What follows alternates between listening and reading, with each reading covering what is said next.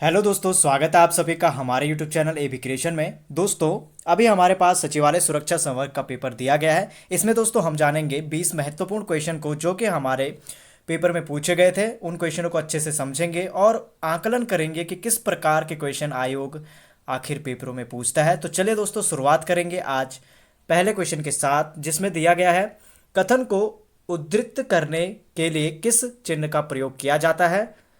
तो पहला क्वेश्चन दोस्तों दिया गया है, कथन को उद्धृत करने के लिए किस चिन्ह का प्रयोग किया जाता है। ऑप्शन ए हमारे पास है कोष्टक का, ऑप्शन बी योजक चिन्ह का, ऑप्शन सी विवरण चिन्ह का, ऑप्शन डी उद्धरण चिन्ह का। तो दोस्तों, कथन को उद्धृत करने के लिए जिस चिन्ह का प्रयोग किया जाता है वो होगा दोस्तों उद्धरण चिन्ह। जी हाँ दोस्तों, उद्धरण चिन्ह दोस्तों इस प्रकार से होता है आपका, इस प्रकार से आपका उद्धरण चिन्ह होता है। तो आपको ये ध्यान में रखना है। हो सकता है अगली बार आपसे भी यह क्वेश्चन पूछा जाए कि उद्धृत करने के लिए किस चिन्ह का प्रयोग किया जाता है, तो उद्धरण चिन्ह का दोस्तों प्रयोग किया जाता है। और उद्धरण चिन्ह दोस्तों हिंदी भाषा में किसी और के वाक्य या शब्दों को ज्यों का त्यों रखने में इस चिन्ह का प्रयोग किया जाता है। तो ये इसकी डेफिनेशन है, ये भी आपको ध्यान में रखना है। तो बढ़ेंगे अगले क्वेश्चन की ओर। दूसरा क्वेश्चन हमारे पास है, निम्न में से कौन सा शब्द इक प्रत्यय से संबंधित नहीं है। क्वेश्चन को ध्यान से समझिए, पूछा गया है निम्न में से कौन सा शब्द इक प्रत्यय से संबंधित नहीं है। तो पहला ऑप्शन हमारे पास है मामरिक, ऑप्शन बी मालिक, ऑप्शन सी स्वाभाविक, ऑप्शन डी साहित्यिक। तो दोस्तों, काफ़ी समय से हम भी हिंदी की सेशन चला रहे हैं, उसमें दोस्तों आपको डेली उपसर्ग प्रत्यय देखने को मिलते हैं। तो इसमें दोस्तों हमें बताना है इक प्रत्यय से संबंधित नहीं है। तो ऑप्शन बी मालिक दोस्तों इक प्रत्यय से संबंधित नहीं है। उच्चारण से ही दोस्तों आप इसको समझ सकते हैं। पहला जो हमारे पास दिया गया है मार्मिक, तो लास्ट में देखिए दोस्तों मार्मिक। अब दोस्तों, प्रत्यय किसे कहते हैं? जो शब्द के अंत में लगते हैं, और उपसर्ग जो शब्द के प्रारंभ में लगते हैं। तो दोस्तों मार्मिक, मालिक, मार्मिक, मालिक और स्वाभाविक, साहित्यिक। तो मार्मिक, स्वाभाविक, साहित्यिक में दोस्तों आपको एक प्रत्यय देखने को मिल रहा है, किंतु दोस्तों मालिक में दोस्तों एक प्रत्यय नहीं देखने को मिल रहा है। तो ऑप्शन बी दोस्तों इस क्वेश्चन का राइट आंसर होगा मालिक। तो बढ़ेंगे अगले क्वेश्चन की ओर। तीसरा क्वेश्चन, निम्न में से भाववाचक संज्ञा है। तो ऑप्शन ए हमारे पास है दूध, option B Himalaya, option C सेना, ऑप्शन डी ईमानदारी। तो काफ़ी इजी क्वेश्चन दोस्तों आयोग ने पूछा था। तो इसका राइट आंसर होगा भाववाचक संज्ञा। दोस्तों आपको ईमानदारी नज़र आ रहा होगा, तो ये हमारा इस क्वेश्चन का राइट आंसर होगा। ईमानदारी दोस्तों यहाँ पे भाववाचक संज्ञा है। तो बढ़ेंगे अगले क्वेश्चन की ओर। अगला क्वेश्चन है, निम्न में से कौन सा शब्द स्त्रीलिंग है। अब दोस्तों आपको डेली हमारे जो Uttarakhand UK triple C UK PCS का हिंदी प्रैक्टिस सेट चलता है, उसमें दोस्तों आपको डेली स्त्रीलिंग पुल्लिंग शब्द दिए जाते हैं। तो इसमें दोस्तों पूछा गया है निम्न में से कौन सा शब्द स्त्रीलिंग नहीं है, स्त्रीलिंग है। तो ऑप्शन ए हमारे पास है जंगल, ऑप्शन बी मेला, ऑप्शन सी सनी, ऑप्शन डी सभा। तो स्त्रीलिंग शब्द दोस्तों हमें बताना है। जंगल तो नहीं होगा इसमें, मेला भी नहीं होगा, सनी भी नहीं होगा, सभा दोस्तों यहाँ पे स्त्रीलिंग शब्द होगा। जी हाँ दोस्तों, सभा शब्द एक स्त्रीलिंग शब्द है, तो ये हमें ध्यान में रखना है। तो बढ़ेंगे अगले क्वेश्चन की ओर। अगला क्वेश्चन है, अरण्य रोदन मुहावरे का अर्थ है।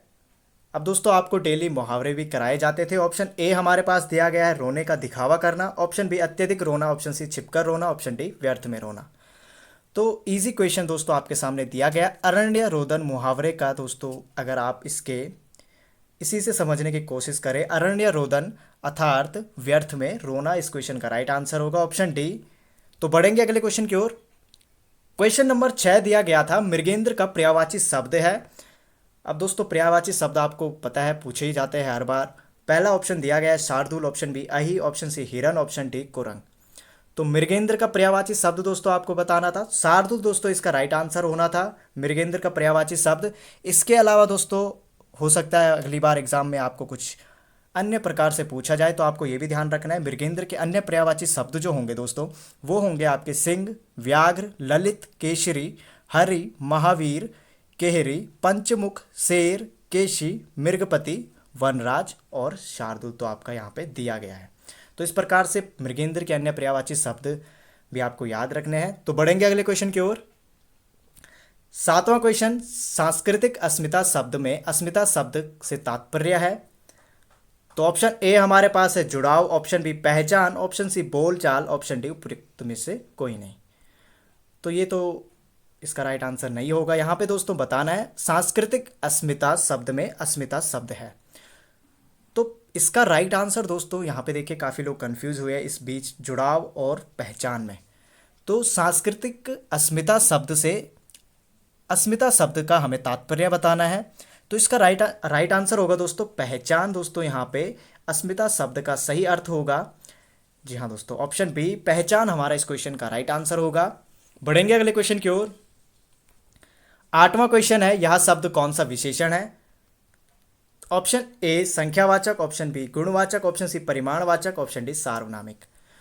तो दोस्तों यह शब्द कौन सा विशेषण है? ऑप्शन डी दोस्तों सार्वनामिक इस क्वेश्चन का राइट आंसर होगा। कभी कभी दोस्तों हमें ऑप्शनों से भी राइट आंसर मिल जाता है। अगर हमें क्वेश्चन ना भी आ रहा हो तो हमें हमेशा पहले ऑप्शन जितने दिए जाते हैं उनको चेक करना चाहिए। अब देखिए दोस्तों इसमें संख्या का तो कहीं पता नहीं चल रहा है, गुणवाचक भी दोस्तों इसमें नहीं है, परिमाणवाचक भी दोस्तों इसमें नहीं है, तो सार्वनामिक दोस्तों हमारा इनसे भिन्न नज़र आ रहा है क्योंकि इन तीनों में से कोई नहीं है। तो ऑप्शन डी दोस्तों इस क्वेश्चन का राइट आंसर होगा।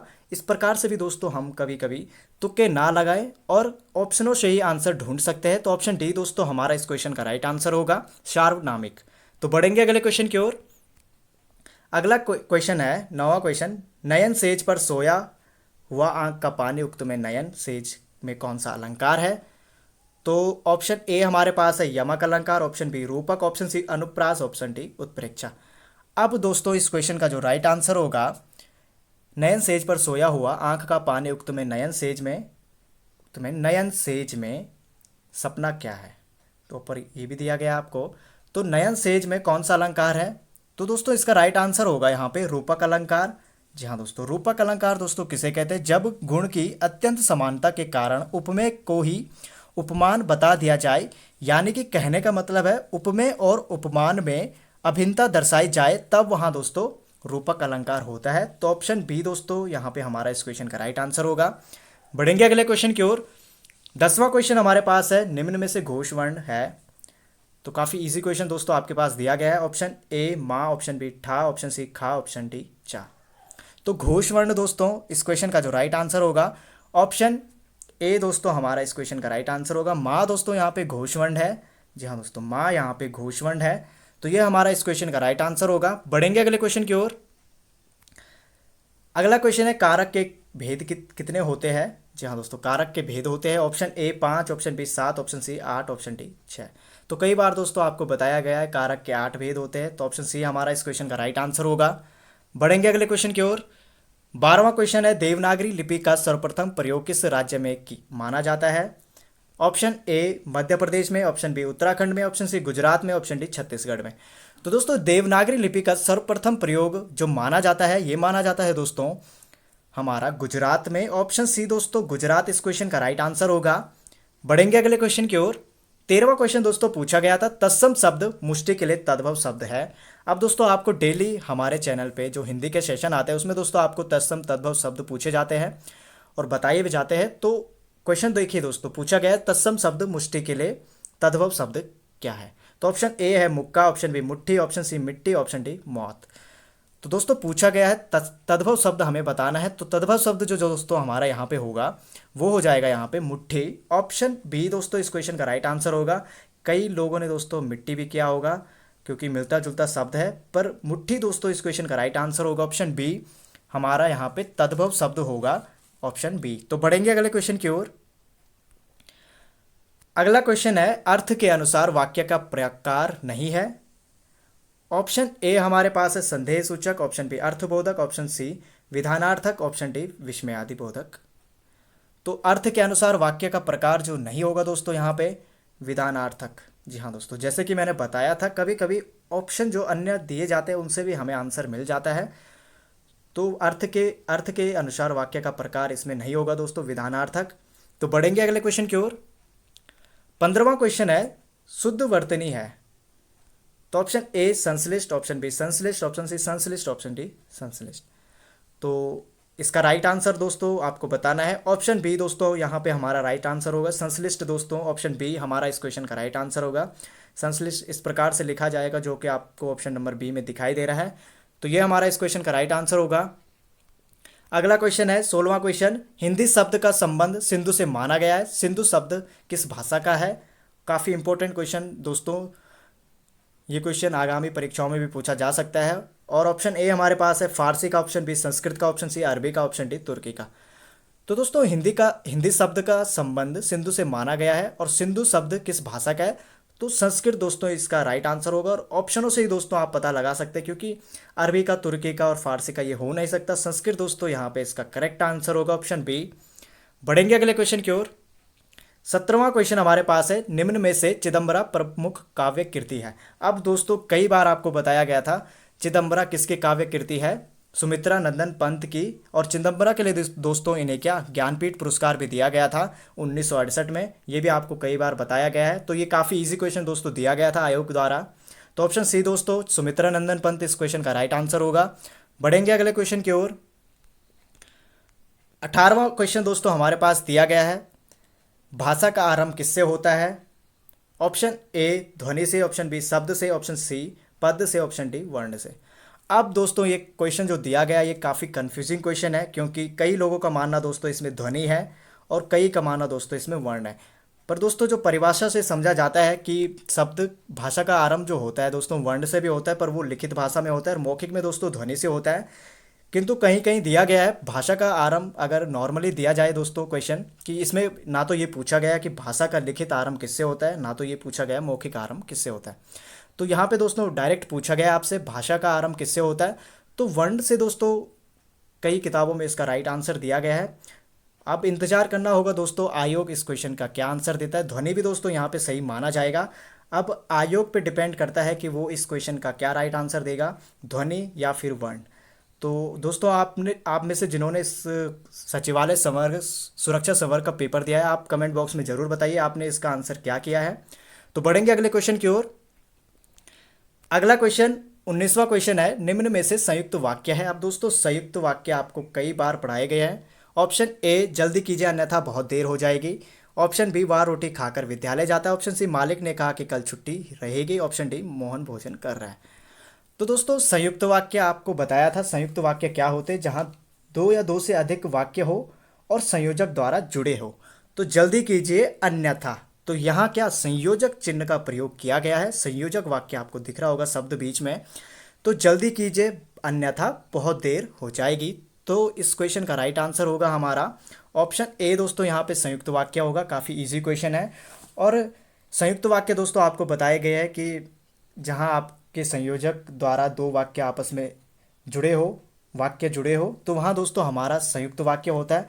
और संयोजक दोस्तों जो आपके होते हैं वो होते दोस्तों आपके और, एवं, तथा, या, अथवा, इसलिए, फिर भी, परंतु, लेकिन, पर, अथा, नहीं, तो, या, नाना, ऐसे शब्द दोस्तों आपके संयोजक के रूप में कार्य करते हैं। तो आपको ध्यान में रखना है, अगली बार आपसे भी पूछा जा सकता है संयुक्त वाक्य, शायद इसमें आपको जो वाक्य दिए जाए वो भिन्न प्रकार के दिए जाए। तो बढ़ेंगे अगले क्वेश्चन की ओर। 20वां क्वेश्चन दोस्तों जो इस सचिवालय सुरक्षा संवर्ग में हिंदी का अंतिम क्वेश्चन भी है, निम्न में से आमिष का विलोम है। ऑप्शन ए हमारे पास दिया गया है आमिष, ऑप्शन बी सदामिष, ऑप्शन सी निरामिष, ऑप्शन डी नैमिष। तो इस क्वेश्चन का राइट आंसर होगा निरामिष। जी हाँ दोस्तों, ऑप्शन सी इस क्वेश्चन का राइट आंसर होगा। तो ये हमारा इस क्वेश्चन का राइट आंसर होगा ऑप्शन सी निरामिष। तो इसी प्रकार दोस्तों यह सचिवालय सुरक्षा संवर्ग का आपके पास पेपर का जो हुआ था परसों 26 सितंबर को, उसका दोस्तों यहाँ पे आंसर की आपको बता दी गई है। आपको ज़रूर बताना है आपके इन क्वेश्चनों में से कितने क्वेश्चन सही आ रहे हैं। जिन्होंने दोस्तों पेपर दिया था वो कमेंट बॉक्स में कमेंट करके ज़रूर बताइए कि उनके 100 नंबरों में से कितने क्वेश्चनों के आंसर सही आ रहे हैं। और दोस्तों बहुत जल्दी आपके लिए इसी प्रकार से बड़ी वीडियो में नहीं किंतु छोटी वीडियो में दोस्तों एक वीडियो उत्तराखंड की और एक आपको ऑल इंडिया की और रीजनिंग के क्वेश्चन भी आपको पेपर से जो हुआ था आपका सचिवालय सुरक्षा संवर्ग का कराए जाएंगे। तो फिर मिलेंगे दोस्तों आपको एक और नई वीडियो में। तब तक के लिए दोस्तों थैंक यू।